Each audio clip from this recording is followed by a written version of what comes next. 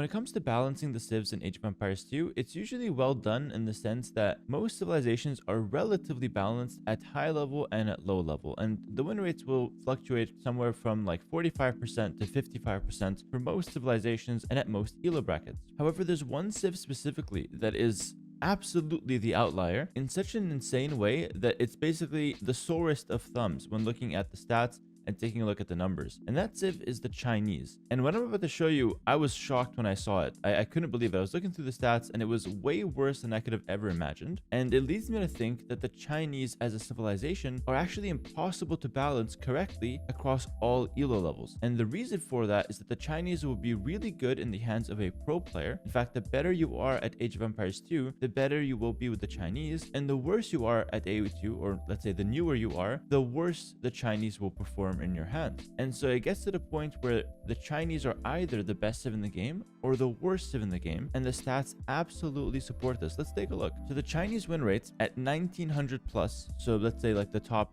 1% of the rank ladder, is almost 60%, sitting at 59.8%. Now, just to give you guys context, this is the #1 highest win rate at the moment. It's been the #1 highest win rate for the last few patches, and a civ being 55% or higher is considered an overpowered civ, let alone a civ sitting at 60% or almost 60% like the Chinese. This is not even overpowered. This is like well overpowered to the point where nerfs should be called for. But here's the thing. How do you step in and you nerf this at the highest level without touching the lower level or the beginner players? Because as you can see, at 800 elo to 1000, which is the lowest elo bracket that I have access to in terms of stats, the Chinese sit at a 42.7%, which is the lowest win rate across all civilizations at that elo bracket. And the interesting thing is, we have it being the lowest civ at the lowest bracket and the highest civ at the highest bracket, and in between, so like 1000 elo to 1200, 1200 to 1600, the brackets in between, which is like the beginners to intermediate to advanced players, and then of course to the professionals, the higher you go,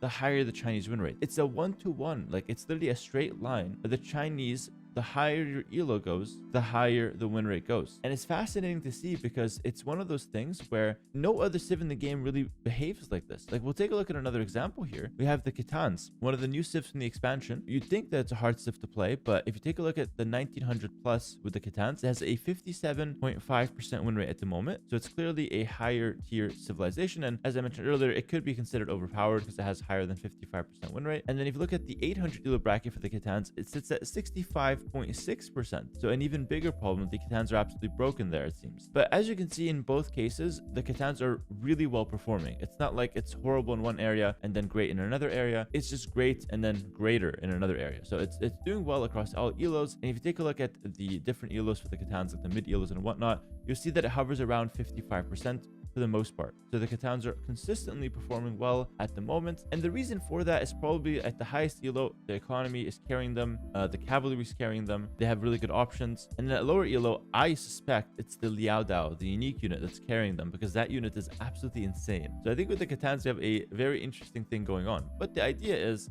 it's performing well at all elos. Going back to the Chinese though, it's not the same at all. It's performing really well at one elo and then horribly at the other, and the higher your elo, the better it performs. Well, let's take a look at why this is the case. It boiled down to 3 reasons as far as I can see. I did some thinking, I kind of reviewed a few games of Chinese, and I got the conclusion here. So the first of these 3 reasons is that you have a great start with the Chinese, but it's very hard to execute. Just for context here, a pro player playing the Chinese will actually get off to a 2 villager advantage with the Chinese start. The way the Chinese start works is that they take away 200 food and 50 wood just from your starting resources. So you actually start at 0 food, which seems daunting, but they give you 3 extra villagers to start with. Now, a pro player who have a really efficient build order would just send all those villagers to work immediately, gather a bunch of food, and then start making villages right after researching loom. And usually that would put him 2 villagers ahead of his opponent, assuming no idle time on both sides. Well, on the side of the Chinese, there's like a mandatory idle time of something like 20 seconds. And then after that, you can go back to, making villagers, and you shouldn't have any more idle time if played correctly. So being up 2 vills in the start of the game in the hands of a pro is a great start. It's fantastic. And although maybe 2 villagers in like 5 seconds worth of TC time, but that's negligible for the sake of this video. You do get off to a slightly slower start. Like, you need to eat more animals because you have more villagers available, and you generally need a bit more food to get going. going. It's not the biggest of deals. Pro players can manage that, and you could usually get off to a nice +2 vills going into feudal age, which is a massive advantage, by the way, and I would consider that in most cases a game-winning advantage as long as you don't mess anything up. Well, let's take a look at the average Chinese start for a beginner. A beginner player will not be as efficient as a pro, and therefore will not know exactly what to do with the Chinese villagers at the start of the game. Now, even if he's like a slightly more experienced beginner, like he's played a few games of Chinese, he'll know the basics. He'll send them all to food, and he'll start gathering some food and start trying to get a villager going. But the start is naturally a lot more difficult. You have double the villagers that you start with. You need to rush to get food and be super efficient with your villagers under the TC, or else you suffer more idle time. And then you also need to remember to take in deer, because if you don't take in deer, if you don't learn deer, you're gonna run through your sheep and boar really quickly, and you have no food available. So not only does the beginner player now have to like have a really efficient start, he also needs to learn deer or have a solution to the fact that he's gonna run out of sheep and boar a lot quicker than other civilizations. So right off the bat, you're running into two problems that are really hard to solve for a beginner, and he's kind of between a rock and a hard place. If he doesn't learn deer, he's gonna have to send a bunch more vills to berries, which is inefficient. He's gonna run into extra problems when the berries run out too fast, and he's got like 10 vills there sitting and doing nothing. And if he doesn't go to the berries route, starts farming, that also comes with a hidden cost because you need to pay for the farms. And if he tries to lure deer, the other side just tries to lure deer, he's gonna mess up the rest of his dark age. And I've seen this happen time and time again in coaching. When you try to lure deer as a beginner player, you always mess up other things. So no matter which direction you go in, the Chinese start will always cause big problems for a beginner player or a new player, and therefore he won't have the extra 2 vills advantage. He will actually have enough idle time to the point where the game might be even, or the game might actually be in the favor of his opponent, even though his opponent hasn't done anything to earn an advantage. So what is a great bonus and usually sets you up to be up 2 villagers ends up being a disadvantage for our beginner players, and therefore sets us up for failure when we should really be set up for success. And if you move on to point number 2, so after the bad start, what do the Chinese have to offer? Well, it turns out that they don't have a lot of bonuses besides the extra vills from the start of the game. Like, for example, they have another bonus which states that their technologies cost 5, 10, and 15% less in feudal age to castle age to imperial age, and their town centers give a bit of extra line of sight and provide a 15 extra population space. Well, okay, that's okay. Those are 2 decent bonuses, but it's nothing special, to be fair. And these bonuses are meant to be nothing special because the Chinese are already supposed to have a really good start. If they gave Chinese too many strong bonuses on top of the weird start that they have, then okay, the lower level players will be able to play a better Chinese for sure. That's going to solve the problem at the lower level, but that's going to create a different problem at the higher level, or the same problem just amplified, and it's going to be even more broken at the highest level. So if you help the lower elos, you break the higher elos. And if you try to nerf the higher elos by removing more things from the Chinese, or maybe nerfing their start, then you're just going to be hurting the lower elos a bit more. The only way to solve the Chinese is to completely take away their identity of having a weird start and to just make them a generic civ, which I'm sure is really just not a good outcome for the devs, because this is something that's been there since the very start of Age of Kings. So now the new player is stuck with a bad start and doesn't really have a lot of other bonuses to lean on to try to recover the game, and it's ending up with just a subpar civ that doesn't have a lot going for it, instead of having a powerful civ with a lot of options, which is what a pro player will have at this stage of the game. Remember, if you're up 2 vills in the start of the game, all of a sudden a lot of extra options open up. You have more resources per minute than your opponent. Your technologies now cost cheaper, so you can get to hit timings that are otherwise not possible, and you get to snowball your advantage into other smaller advantages like winning fights, controlling positions on the map, getting to castle faster, etc. The 2 vill advantage from the start of the game ends up leading to extra advantages throughout the game and leads you to more and more winning positions as the game goes on, again assuming you're playing correctly and not making any major blunders. So as you can see, after Dark Age, the pro player has a massive advantage and the beginner player has a massive disadvantage, and on top of that, he doesn't have a lot to lean on.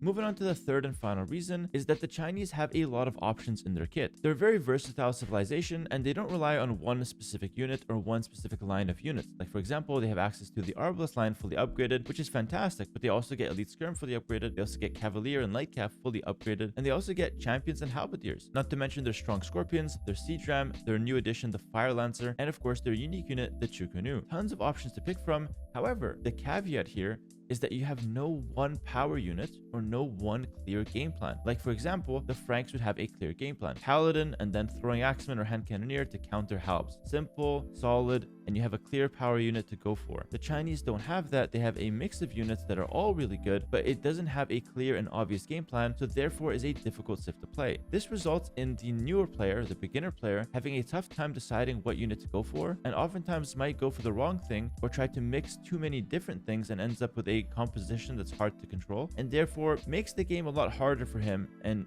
makes it a bit more difficult to actually snag a win compared to a civ with a clear and basic game plan. On the other hand, a pro player loves to have a bunch of different options because a pro player does not want a civ that's one-dimensional and therefore easier to counter. A civilization with many options gives the pro player chances to go for one unit, then tech switch onto another unit, or create a composition of two different units that synergize really well for the situation, and go for pushes that their opponent might not expect from any current situation. So the Chinese ends up being really dangerous in the hands of a pro due to how many different options they have, and you can never really predict which one he's going to go for, making it that much harder to play against in pro games. So there you have it, guys. The craziest imbalance of a civilization I've ever seen. It's the best civilization in the hands of a pro, and it's the worst civilization in the hands of a new player, and it's definitely one of those civilizations where you have to avoid if you're new to Age of Empires 2. I was absolutely blown away by the stats, and I didn't think it was that extreme, but here we are. It's as extreme as it gets, and I hope this video gives a nice breakdown of why this is the case, and hopefully you found it interesting. I certainly did, and I felt like I had to make a video about this because I had to just tell someone about how crazy the discrepancy is with the Chinese. Speaking of the Chinese, I'll be playing a LAN event in China coming up very soon, October 22nd to the 27th, 5-day LAN event in China, and it'll be casted on my channel on Twitch by another pro player called Lewis. You guys might have heard of him from the rank ladder or whatnot. He'll be casting on my channel, and I hope you guys can tune in and support me live on Twitch. Link below if you guys are interested in following and keeping a heads up for the dates. Take care, everyone. I hope you guys have a great rest of your day, and I'll see you guys in the next video, or I'll see you guys in China via LAN event.